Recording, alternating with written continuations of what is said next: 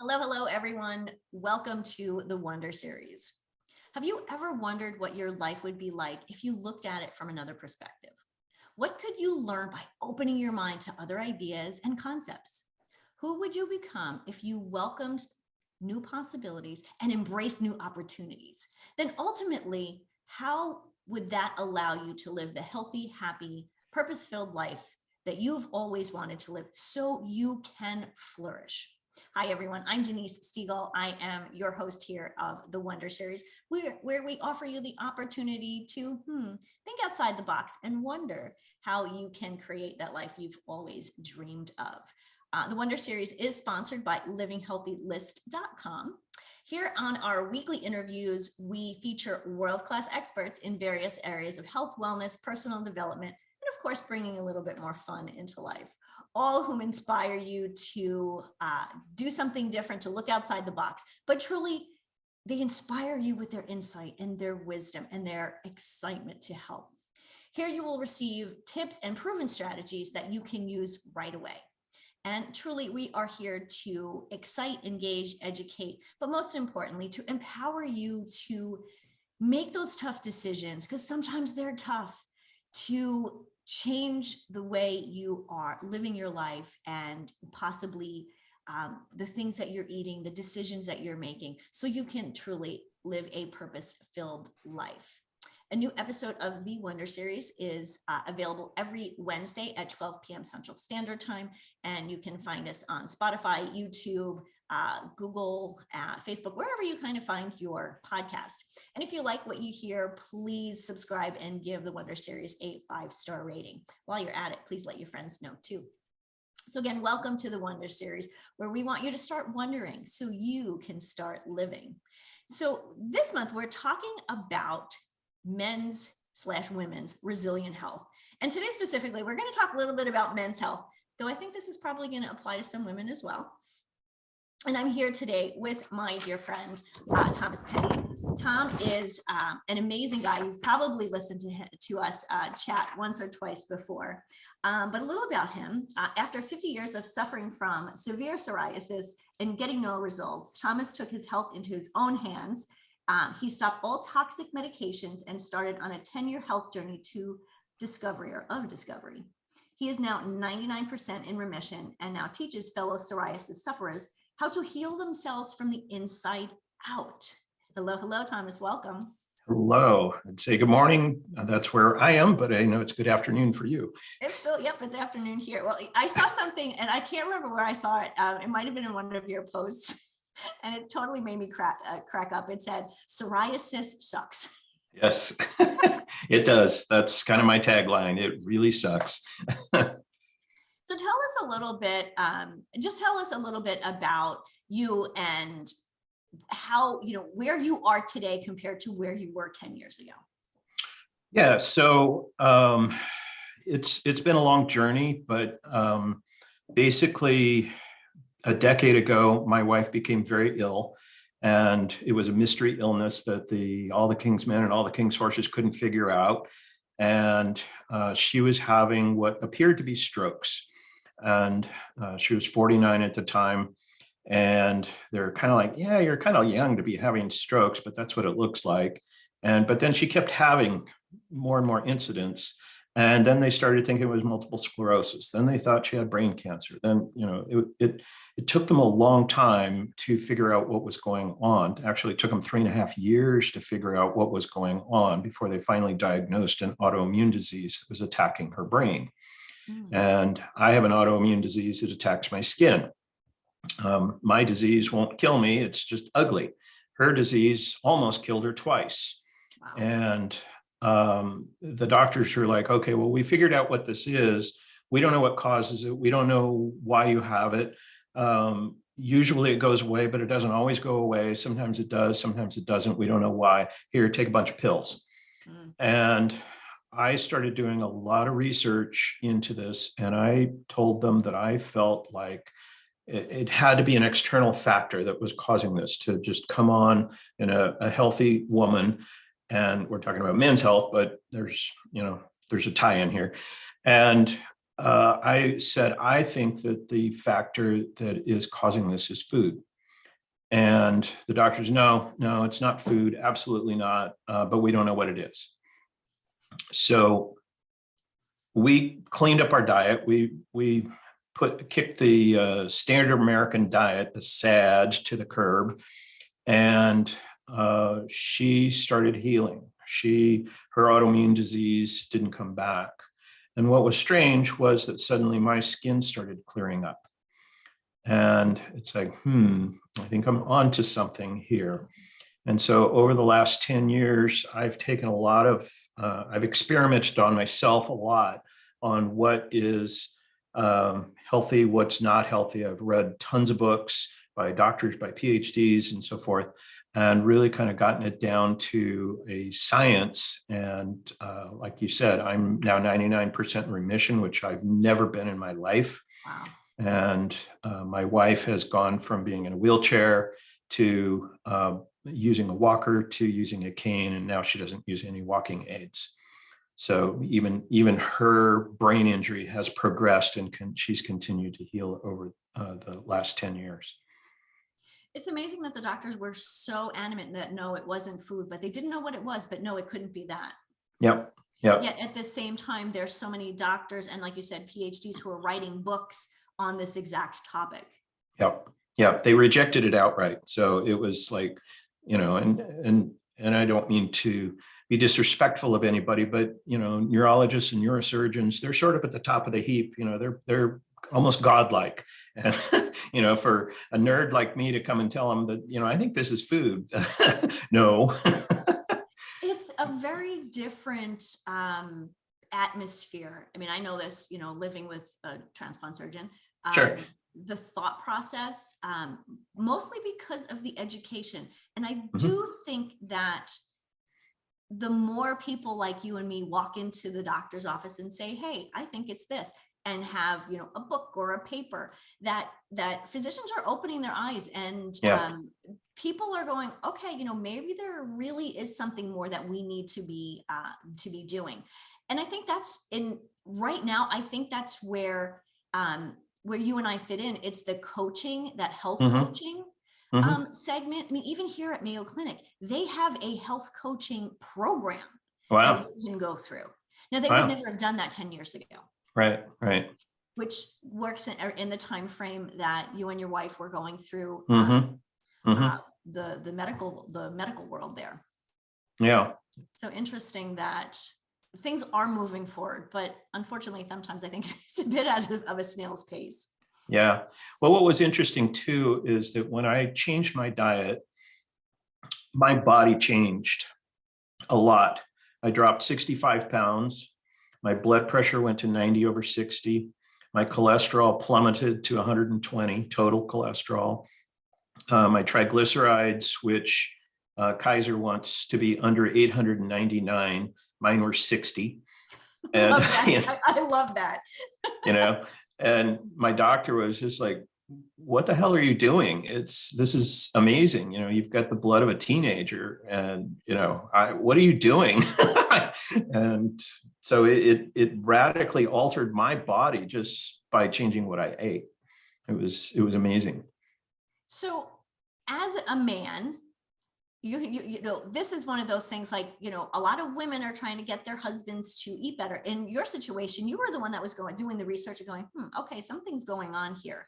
And you experienced this incredible transformation in yourself. What do you say to men that are going, yeah, right, I'm not going to, I don't want to give up my Doritos, and, compare yourself, not psoriasis aside, but dropping weight and feeling better and all of those things that you just mentioned.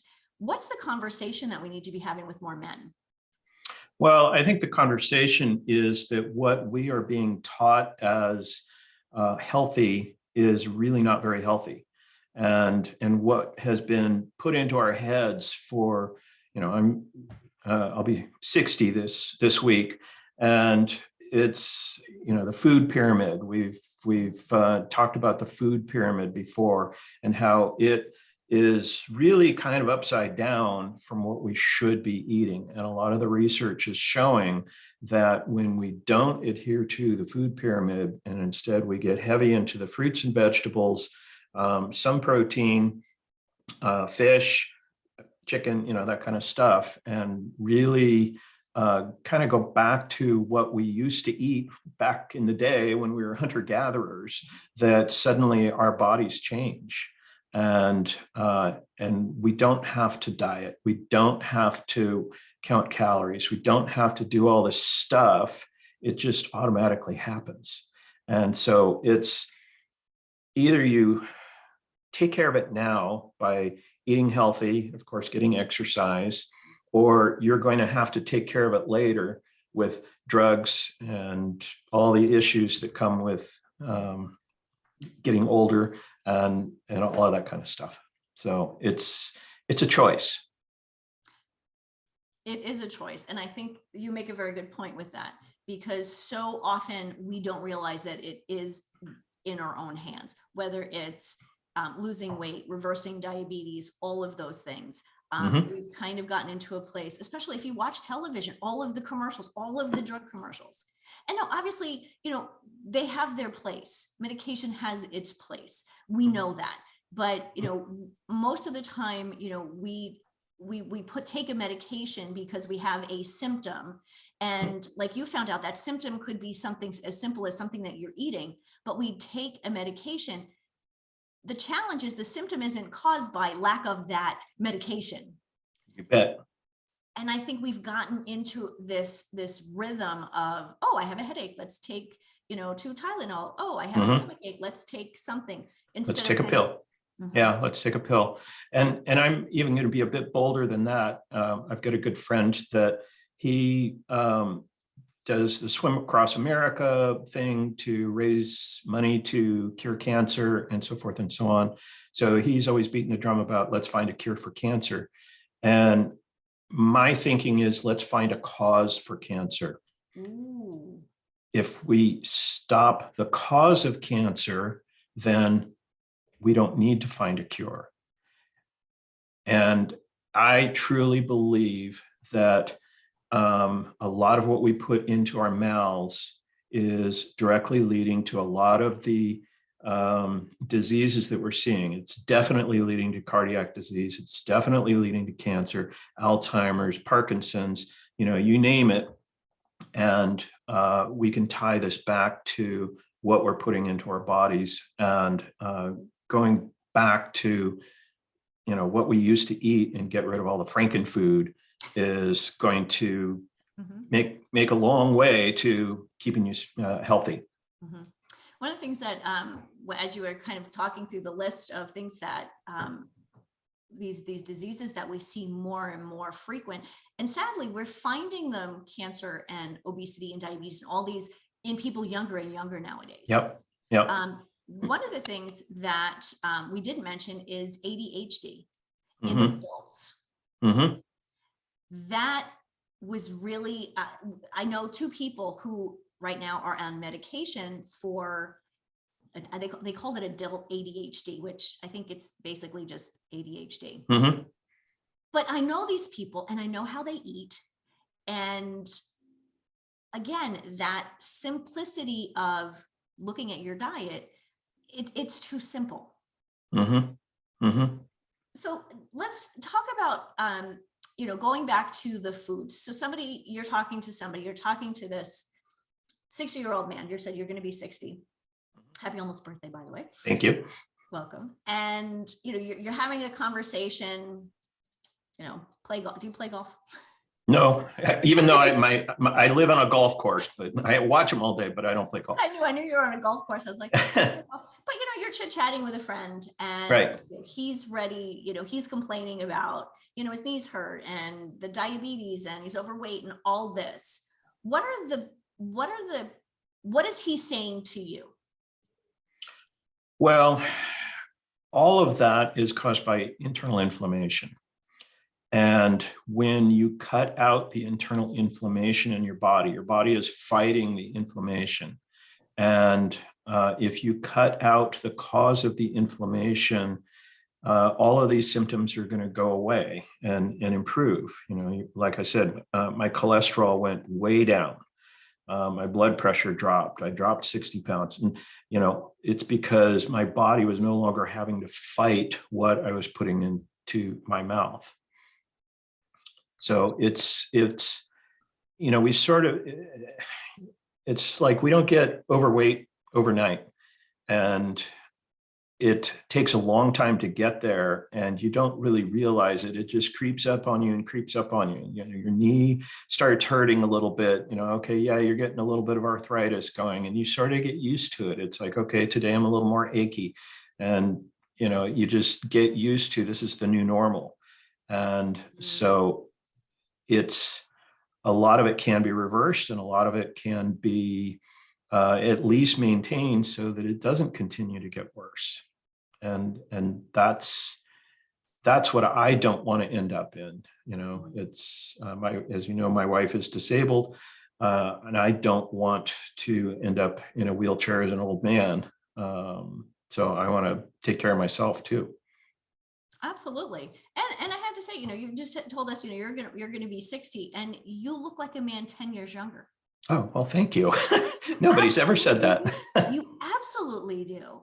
I'm always amazed at when I meet people here and there, and they're my age or younger, and they look 10 years older. Right. And obviously, you know, just by taking care of yourself and paying attention to what you're eating, that it changed. You said it changed your body, but it really makes you, it really does, you know, it ages you backwards. Yeah, it can. Yeah, or at least stop the progression.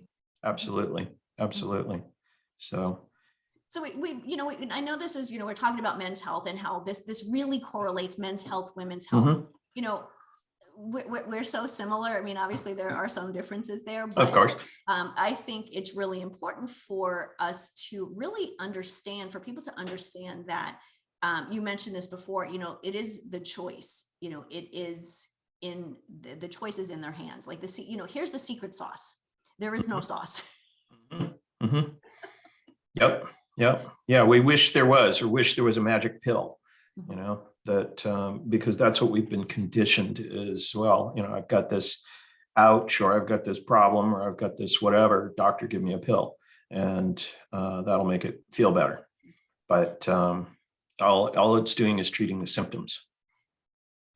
Absolutely. And the root cause, again, you know, we don't know what the root cause of a lot of things are, but you've proven twice with your case and the case of your wife that there are things that are so simple.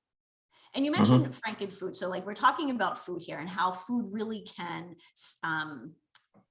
you know, really heal you from the inside out. So what are we putting in? You know, you mentioned the frankenfoods, and I know what I have in my mind when you say frankenfoods, but tell us a little bit more about that.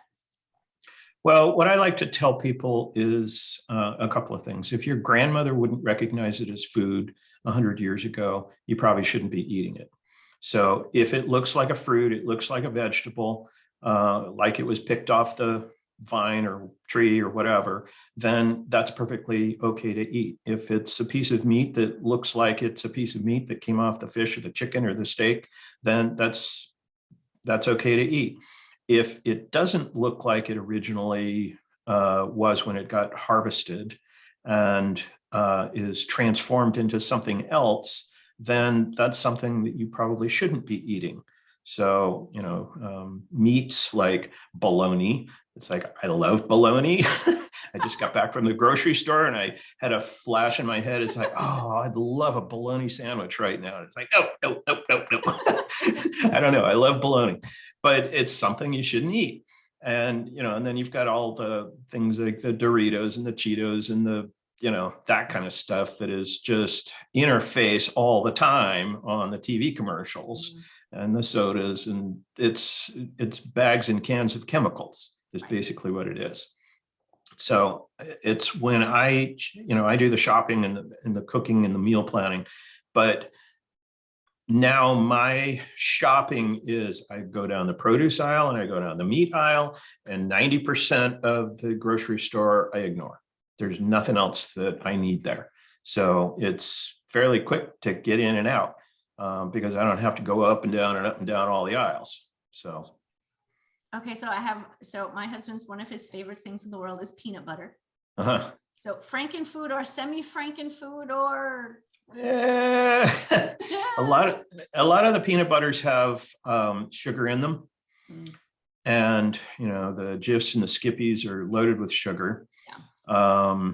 And if you're buying organic peanut butter, that's the kind that separates and you get the oil floating on the top and you got to stir it up to, that's okay. The one cautionary note is that peanuts are a legume, and legumes have a lot of lectins in them, which is a protein that the plant produces to keep it from being eaten. And it actually causes issues for our intestinal system, our gut biome. And so any of the legumes I personally avoid because I don't want to consume the lectins. But I love peanut butter too. So, but I don't eat it anymore. It's hard, we used to say all the time, everything in moderation. Yeah.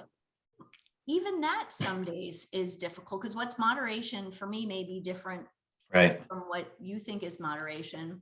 And it's funny that you mentioned bologna because it's one of those things that I like too. The little bologna with a piece of white American cheese. Oh yeah, gotta have it. Growing up. Yeah, an iceberg lettuce. Yes. Talk about no nutritional value, but yeah, absolutely zero. Well, you mentioned about, something that your grandmother wouldn't recognize. And, I think of, people 100 years ago, they made their own bread, they made their own pies, like they did a lot of those kinds of things. Sure. That we really don't do too much of. Right. So bread, and bread products or wheat products, let's talk about them for a little bit. Yeah, well, any of the grain products like the legumes also have a lot of lectins in them. And both grains and legumes, they were not part of our diet 10,000 years ago when we were hunter-gatherers. And it's only been recently introduced into our diet when we started using agriculture to grow food. And our gut biome actually doesn't digest the grains and the pseudograins and the legumes very well.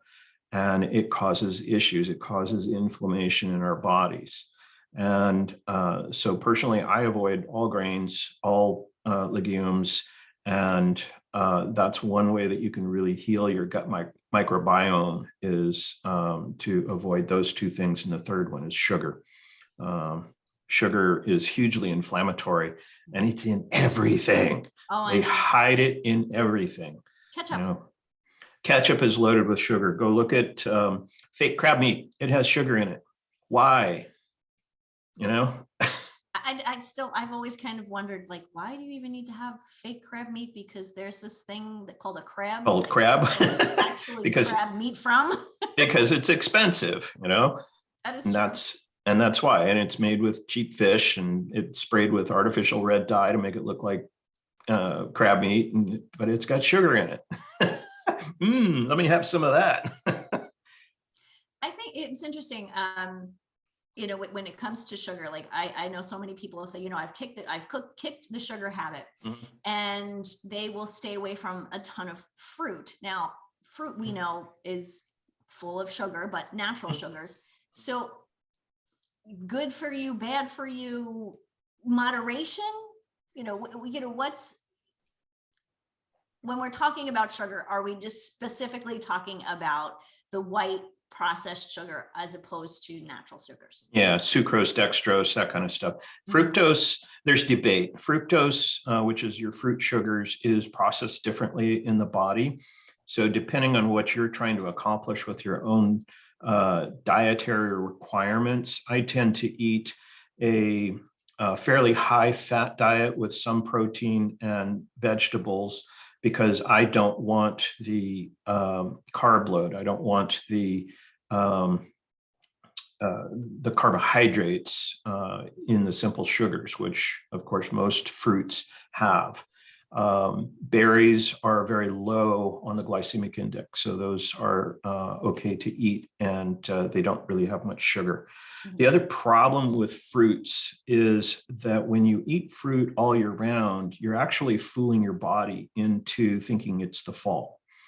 And because apples and pears and those kinds of things, they're fall fruits. And so when you eat apples in June, those are from last year's harvest. They've been stored in a warehouse, they've been gassed, they essentially have no nutritional value. But the problem is that, thinking back to the hunter-gatherers again, they would fatten up on fruit so that then during the winter months, when there wasn't much to eat, then they still had body fat that they could live off of. And so when you're eating fruit all year round, you're tricking your body into thinking that, oh, it's fall, I got to fatten up, I got to store that as fat. And so that can also lead to excess body weight that you might not want. I love the way you just explained that, because I love fruit. I'm one of those people. I do. Yeah, my wife does too. Yeah, I do. I eat a lot of berries. When the little yellow mangoes, or when I can find them, I love those. Bananas, I go back and forth. I like the little ones, but here in Minnesota, they're kind of hard to come by. But we've always talked, I've always heard, eat what food's in season. I live in Minnesota. Food's in season here for like 3 months. And so that, to me, that's my thought process was always like, well, yeah, but it's in season someplace else. Yeah. And so I think I've tricked myself. Right. Right. Yeah. And it's, our bodies have rhythms, and, the circadian rhythms and all the different rhythms. But yeah, literally by eating fruit all year round, you're tricking your body into thinking it's fall. And what it's trying to do is store the fructose and whatever it can as body fat. And that can cause issues for you. That conversation this conversation is really helpful for me, because I have, several friends who follow a keto diet, and it's so different from what I've always learned. They don't eat any fruit at all, and right. Some berries, like you said, berries, and I like, but they're missing out on nutrition. And the more you and I have these conversations, the more I realize that some of this nutrition that we've been talking about maybe isn't exactly nutrition. Yes, it may have, they may have some vitamins and minerals, but if we're eating other foods to get those vitamins and minerals, it's okay to kind of push those aside and avoid them. Yeah. And yeah, I mean, a couple of points about that. One is that we don't eat enough fruits and vegetables. And the doctors are now saying that, if you make a fist like this and make 2 fists like this, that's 2 helpings of fruits or vegetables. And we need to eat 7 to 10 helpings every single day. It's like, I can't get that much down. No, me neither. Even with a bulky salad. Yeah. And, and that's good, but it's, you need the variety. Dr. Terry Walls, in her book, the Walls Protocol, her thing is eat the rainbow. Yep. So eat all the colors, eat the greens and the reds and the yellows and the oranges and the purples, and eat the rainbow. And that's good. And one product that I'm a huge fan of, which I think I've mentioned before, is Juice Plus, which is 30 fruits and vegetables that have been condensed down into capsule form. So I can still get the nutrition from those 30 fruits and vegetables and a wide variety of fruits and vegetables just by taking the Juice Plus capsules. And so that's something that I believe very strongly in, because you do need the phytonutrients and the micronutrients from the fruits and vegetables. So it's a balance, because I don't want the sugar, but I want the nutrition from it. And when you first told me that Juice Plus was something that you used personally, I was really surprised. Not surprised, but I was really happy, because one of my health coaching certifications is from Dr. Sears Wellness Center, who is advocate of Dr. Bill Sears. Yeah. Yep. Yeah, I know him. Yeah. You know him? Yep, I do. That's really cool.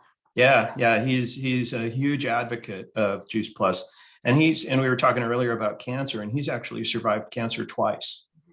And he just turned 80, I think, last year. So yeah, he's still chugging along and doing really, really well. He is, and he still looks great. He does. One of the things that he talks about through the program that I went through with him, and actually in a lot of his books, he talks about smoothies. He's a big fan of the smoothie, and it's one of those things, like, he has kind of breakfast and lunch, and what he puts in the smoothies, I'm always like, that's gotta taste horrible, but get used to it. I guess you do. You kind of get used to everything. I read somewhere, along this conversation just earlier today about, we were talking about smoothies, and most people will put, whey protein and water or whatever. And I read somewhere that whey protein was a neurotoxin. And well, I mean, that comes from grains. So isn't that right? Whey protein. No, I think whey. What is whey? Oh, that's dairy. That's dairy. Yeah. Never think of dairy as a neurotoxin. I always think of it more as a gut challenge for your gut. Yeah, it is. Yeah. Milk is actually designed to cause leaky gut in the baby. Did you know that? No. To get the maximum amount of nutrition into the baby.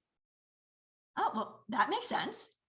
And so when we are consuming dairy, we're actually causing leaky gut, which is adding to your inflammation, which is causing all those issues. Well, I'm speechless on that one. I never really thought about babies and to get the nutrition. Huh? Yeah, because you want to fatten them up. I mean, that's what you want. We drinking cow's milk. It's not designed for humans. It's designed to make calves fat. Baby cows. And same thing with human milk. It's designed to make human milk or human babies fat. Grow a little baby. Yeah. So it's like, why are we still eating dairy? We shouldn't as adults. It causes issues for us. So one of the things that I struggle with is, like, I love pizza and I love my mozzarella cheese. So I don't do a ton of dairy, but this is one of those places where I struggle with dairy. Yeah. What are your thoughts on the vegan, plant-based cheeses and milks, or we'll call them milk beverages? Yeah, I'm not a vegan. I'm the opposite of a vegan. I like my steak. You and Mark. Huh? My husband Mark is the same way. He's like, he always says, his joke is he's a vegetarian on the side. Yeah, on the side, please. Yeah. So I don't know a lot about those specific products. I've got a good buddy from high school that he and his wife went vegan overnight. I mean, he was into barbecuing food and, he ate meat all the time, and he just went bloop and flipped completely over to vegan. It's like, you get whiplash. And what he eats, I cannot eat. He cooks a lot of beans and cooks a lot of nightshades and grains and those kinds of things. And if I ate what he ate, my body would explode. It's just, I'm sensitive to those foods. And it has really helped him. He's lost weight. He doesn't have migraines anymore, and so forth and so on. So it's working for him. But I know for my health, I could not eat what he eats. And so it's a challenge when he comes and visits. It's like, what am I going to cook you guys? And he loves to cook, and it's like, I can't eat what you cook. So we got to figure something out here. Yeah, that is difficult. And that is a total flip. And I guess part of this really is about finding what really works for you. Right. Yeah. And I caught a little clip the other day. It was, I think it was on a Facebook reel or something, and I just happened to catch this little piece of it. And I don't know who the two people were, but one guy was interviewing another guy. And I'm guessing the other guy was some sort of a health expert, but the interviewer was saying, so if you could only eat 5 foods for maximum health, what are those 5 foods that you would recommend that people eat? And I'm like, ooh, I want to hear this and see if I agree with that or not. And so he said, number 1 is salmon, because it's going to give you the omega fatty acids, which most of us are deficient in, and it's going to give you vitamin D, which most of us are deficient in. So eating wild caught salmon, don't eat the farmed salmon because they're fed corn and soy, which is grains and legumes. Yeah. And so try to eat the wild caught salmon. And Dr. Sears says the same thing. Eat 2 helpings of salmon every week if you can. So number 2 is broccoli. And broccoli is in the crucifer family. All of the crucifers are great. Your cabbages, your Brussels sprouts and so forth, they're all kale. Everybody knows kale is great. But broccoli has some anti-cancer agents in it that is actually really good. And so I try to eat some broccoli every day. Yep. Another one that he said was green tea. And green tea has a lot of antioxidant properties. 4th one is berries, low glycemic load, and berries have a lot of antioxidant properties to them. So they're very healthy to eat, especially the blueberries and raspberries and blackberries. Strawberries a little bit less, but any of the berries are excellent to eat. And you want to guess what the 5th food is that he recommended? Salmon, broccoli. Was it something you agreed to? I agreed to all of them. Yeah. Okay. Let's see. We got salmon. We got broccoli. I'm throwing you under the bus here. And we've got berries. I want to say some kind of other vegetable, like you said, broccoli. Kale comes is in that I don't know.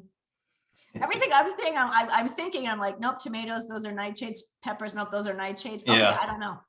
Chocolate. Oh, I like this guy. Dark chocolate. The darker, the better.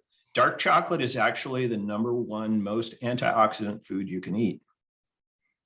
And it's like, okay, I'm in. I can eat all 5 of those. And I told Joanne, my wife, I said, okay, from now on, we're just eating salmon, broccoli, green tea. And Joanne's like, no. We have a little variety. Yeah. She's definitely likes chocolate. So she's like, yes. Yeah, I'm on the chocolate thing. I like that. Yeah. And I eat mostly dark chocolate right. Nowadays. Anyway, it's amazing. Like if I try something, because Mark always has some other chocolate, milk chocolate. Right. It's so sweet. So super sweet. Yeah. It's just like, ugh.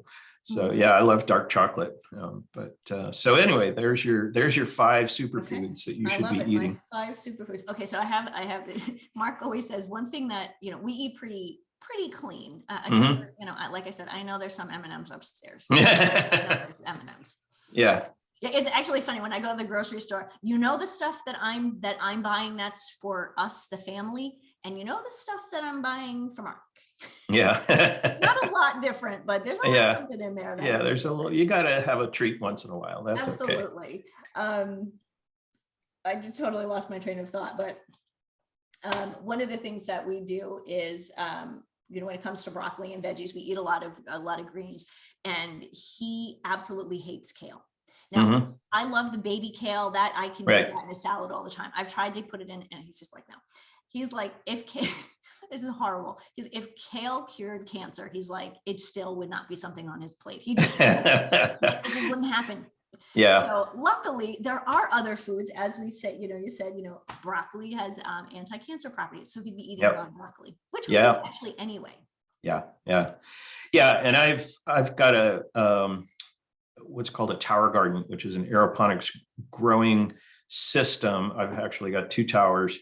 And the one that I have on the outside is I've got kale, I've got chard, I've got 2 kinds of kale, chard, beet greens, and a whole bunch of stuff. But what I can do, or what I like to do, is saute that up and mix it with spinach. My indoor tower is 100% spinach, so we're eating spinach like crazy.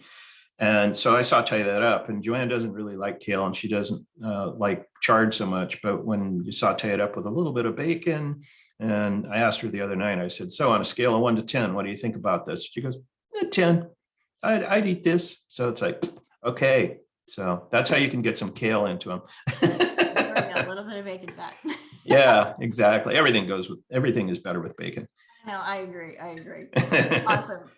Well, Thomas, thank you. We're just about at our time right now. Tell our audience how they can connect with you and get more information about how you can help them, whether they're worried about their men's health or their women's health, how you can help them.